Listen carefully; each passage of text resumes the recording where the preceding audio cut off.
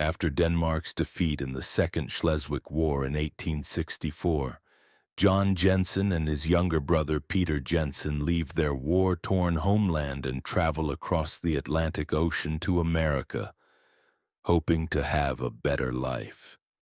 For 7 long and enduring years, they work hard to build a new life amidst chaos and uncertainty. During this time, Jon dearly misses his wife Marie and their young son Kresten, who stayed behind in Denmark. Jon has been homesick for so many years and hopes to see his family soon. In 1871, Jon and Peter are seen standing at the train station in the American frontier, waiting excitedly as Jon is about to be reunited with his beloved family at last. Soon he sees Marie and Kresten stepping off the train, both smiling brightly. Young Kresten greets his father, and there is a deep love and affection among all three. Jon then proudly introduces them to Peter, and together they begin their journey back home. Peter tells Jon that he has some business to take care of in town, and he will stay behind for a little while.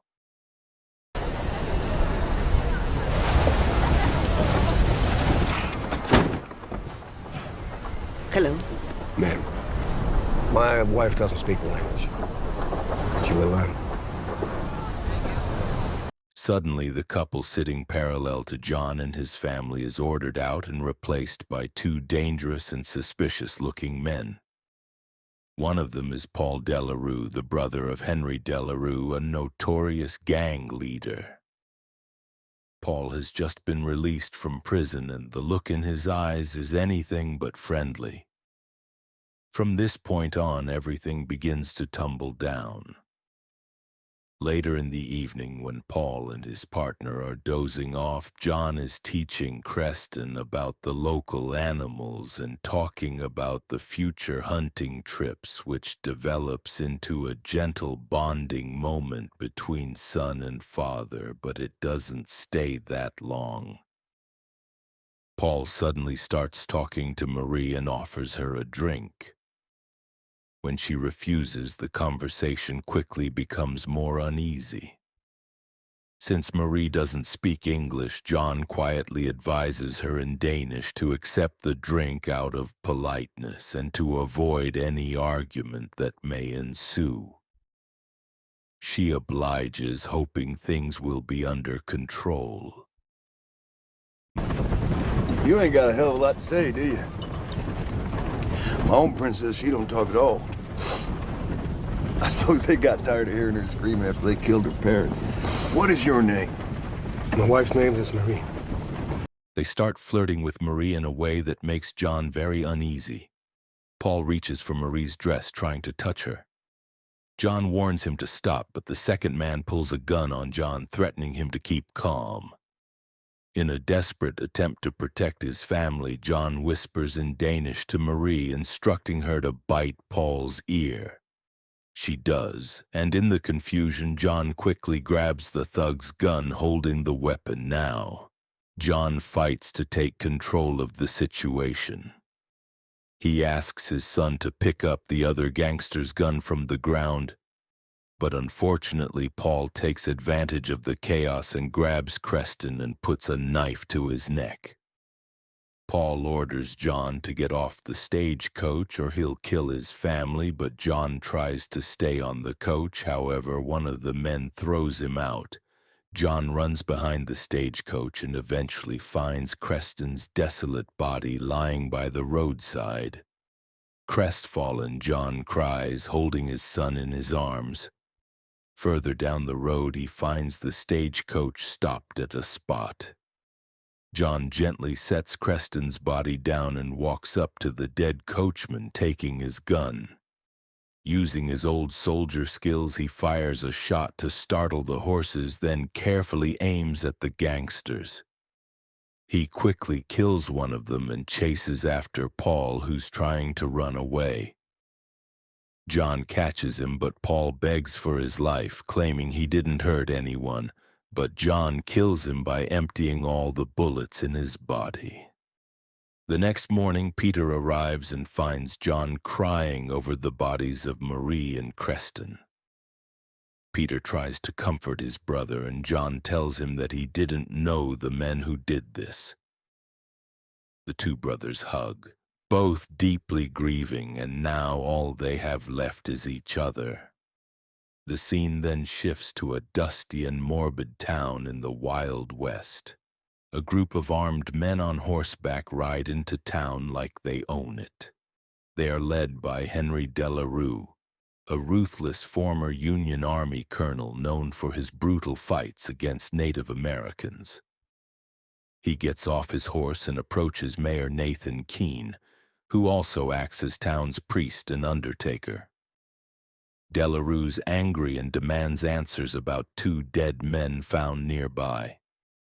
Mayor Keene, visibly nervous, assures him that no one in town had anything to do with it.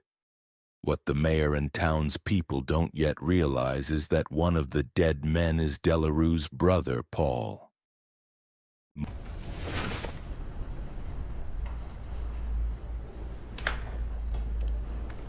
Make sure he doesn't stink of booze when the princess sees him. Take him there. Did you catch the killer? Finally, Delarue speaks. He gives them until noon to find the killer, or he will kill two innocent townspeople as punishment. Quoting the Bible, he promises revenge. To make his point clear, he says that if the mayor doesn't choose the victims, he'll kill 4 instead of 2. Soon, Mrs. Borowski, an elderly woman who owns the gun shop, and the legless man are to be depicted as his victims. I am ready, Father. The whole town will always be grateful to you. I'm not sure I can make it without you, Grandma. Of course you can, my boy. Delarue shoots the disabled man without hesitation. As Wojciech, Mrs. Borowski's grandson, cries beside her, she fearlessly prays for Delarue's evil soul, but he kills her mercilessly. Still feeling dissatisfied, he kills a third innocent person in front of his own wife, showing no remorse for his actions and spreading a wave of fear among the people. Sheriff Mallick tells the townspeople not to interfere and be calmed. Everyone seems powerless against Delarue, who demands more protection money and raises the prices. To me, you're gonna need more protection with the killer around. $160 due at the end of the month, every month. Are we in agreement? Yes. Later at Paul's burial, Delarue's widowed sister-in-law, Madelaine, who's mute, stands by the grave. Delarue offers her cold and empty words of comfort. At the same time, Jon and Peter bury Marie and Kresten.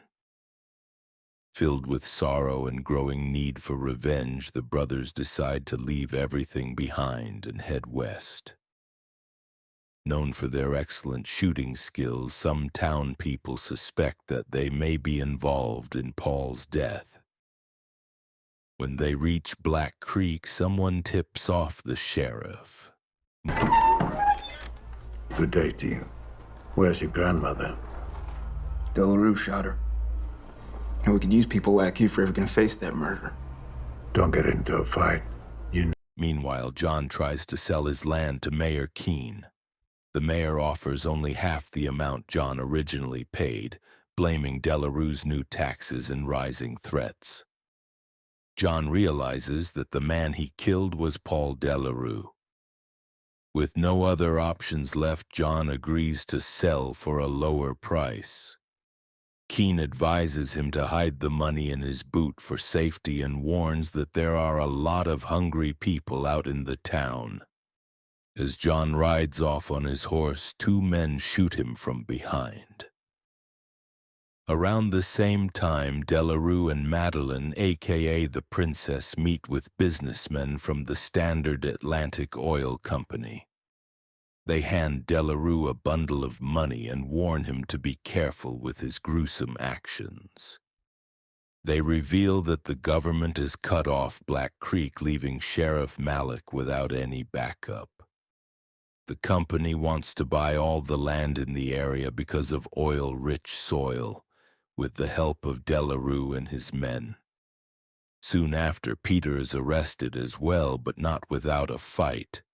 Sheriff Mallick later sits down with Jon and describes the critical situation to him. Let Pete run. Mallick. He broke a deputy marshal's jaw. Oh, I'm sorry for your loss, Jon. I won't be the last man Delarue's gonna kill around here. But your death's gonna buy us some time. The sheriff advises Jon to turn himself in, saying that his death might buy the town enough time for the federal government to send help. At sunrise the following day, the atmosphere of the town's dry and heavy with silence as the sheriff handed Jon over to Delarue's gang. Before they drag him away, Delarue's right-hand man assaults him, ensuing fear among the people in town. Jon is then bound to a post outside Delarue's hideout, left exposed under the scorching sun. Delarue arrives with Madelaine, and Jon wastes no time. With pain and agony in his voice, Jon tells Madelaine that his so-called husband had murdered his child and assaulted his wife. But Delarue stops him in the middle and beats him, making it clear that he has no intention of listening to the truth. We will soon find out what you're made of, soldier. He intends to leave Jon tied up without food or water to slowly suffer and die in the intolerable heat. As the day passed on, the sun burned overhead and vultures began circling above Jon's head. Just when it seemed that things couldn't get any worse, Mayor Keene arrived. At first, it seemed that he might help, but instead he steals Jon's boots with the hidden money. Then, with a smirk and unsettling familiarity, he greets Delarue by his first name, revealing their alliance.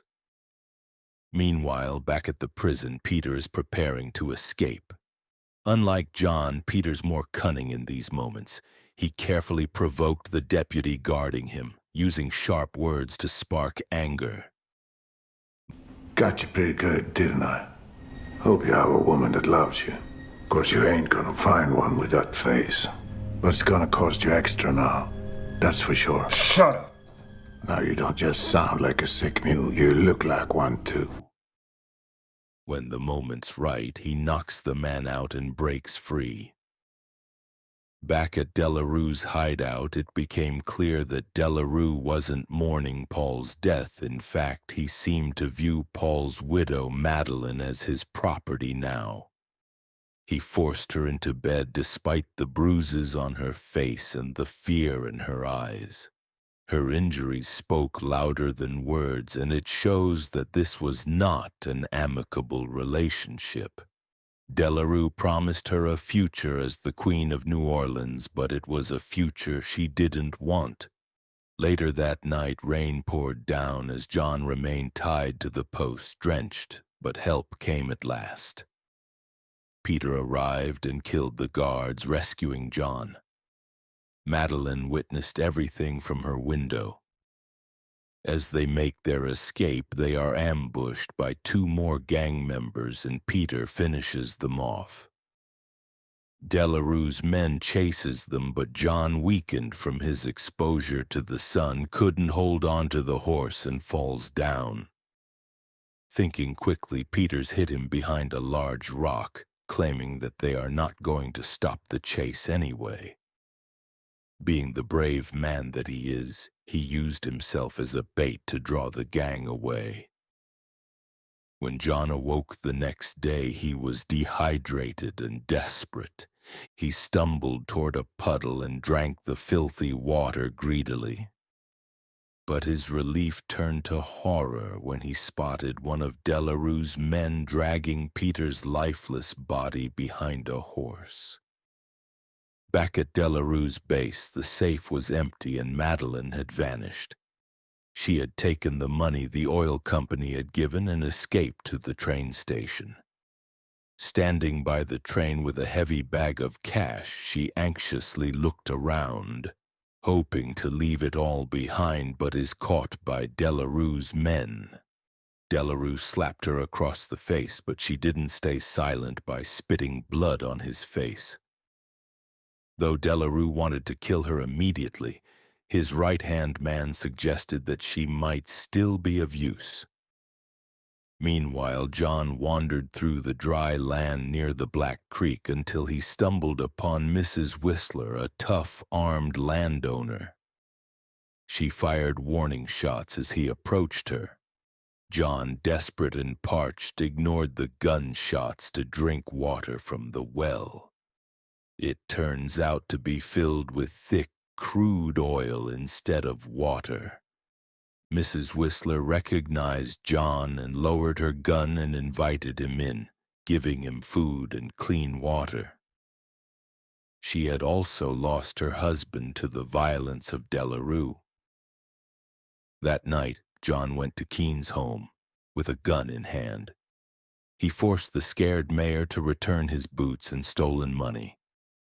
As he interrogated Keen, he learned that Mayer has also bought Mrs. Whistler's land. When Jon pushed harder, Keen tried to lie, but Jon ordered him to place himself in an open coffin, terrifying him. You called him Henry. I'm an undertaker. Get him. All right. I'm a businessman. You're not even a man. Finally, Keen confessed that he handed over land deeds to Delarue, helping him take over the town. Afterwards, Jon visited the old gun store, now managed by Wojciech, whose grandmother was killed by Delarue ruthlessly. Jon gathered supplies, including ammunition and flammable liquids.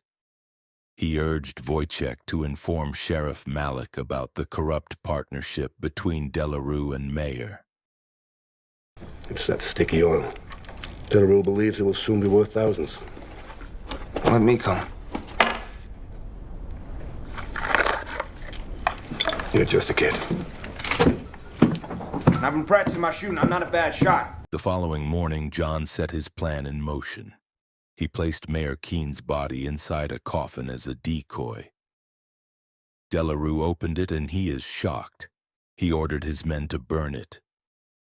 At the same time, Wojciech started a bonfire to draw more attention. Then, hidden behind a cover, he began shooting. Proving himself to be brave, he climbed to the rooftop for more flammable supplies, but the creaking wood alerted a thug below. The man found Madelaine bound upstairs. Wojciech wounded his aim with a shot, but the thug downstairs retaliated and killed Wojciech. As the killer gloated, he lit a cigarette. Unaware that spilled fuel had soaked the floor, the cigarette started a fire. Hearing the commotion, Jon rushed toward the flames. He saw the thug dragging Madelaine out. With precise aim, Jon shot him in the leg, causing him to fall. However, as Jon stepped into the open, he made a critical mistake that he should have avoided. He had forgotten about Delarue completely, who took this to his advantage and shot Jon, knocking him to the ground. Standing over him, Delarue mocked Jon for being stronger than expected. But before he could finish off Jon, Madelaine appeared. Madelaine shot Delarue, helping Jon to kill him. After the gunfire, Jon and Madelaine pointed guns at each other. For a critical moment, they stood frozen, but then silently lowered the guns.